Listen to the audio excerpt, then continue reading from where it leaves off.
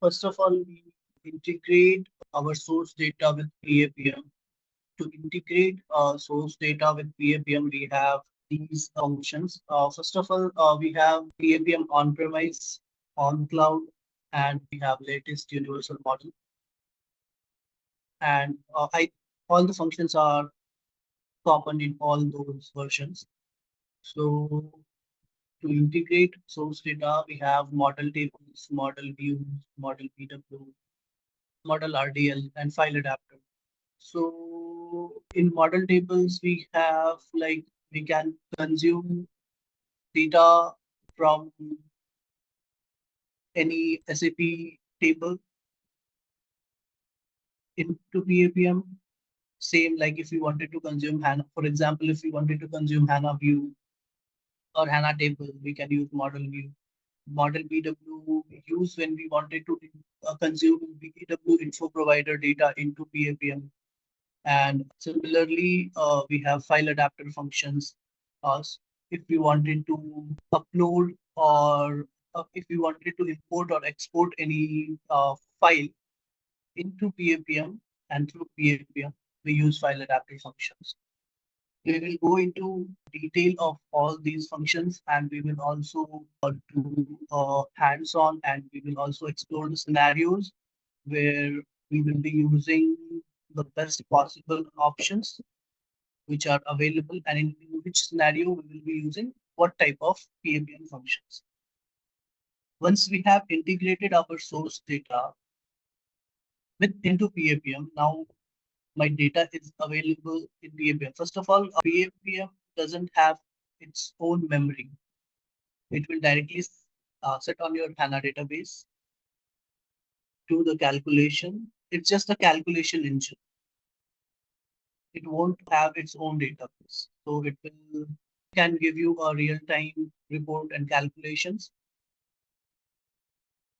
Once you have integrated your source data, then the second thing is, for example, you are 3 or 4 tables which you have integrated through multiple source systems. Now you wanted to collect the data together as per your requirement. So in that scenarios, you will be using views and join. Suppose you wanted to apply filter or perform aggregation in that scenario on a single table. In that scenario, you will be using views. If you wanted to perform join, union, lookups between 2 tables, then you will be using join function.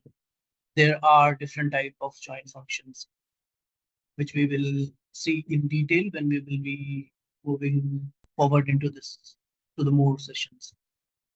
Then once you have collected your source data, now you wanted to enrich the data. For example, if you have a column and you wanted to split that column into 2 columns,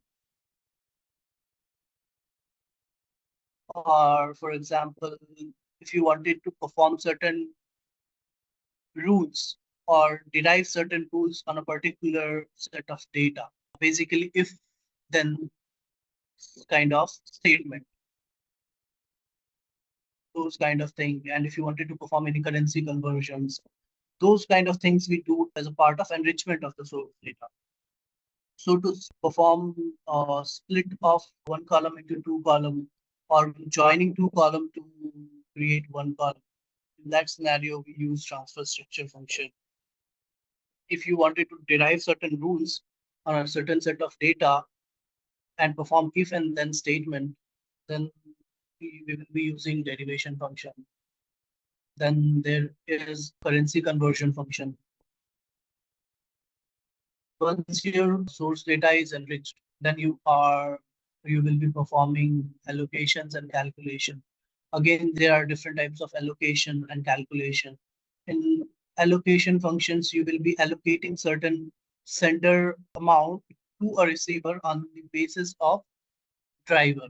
Again, there are different types of allocations, which we will be discussing in detail later. Then we have calculation function.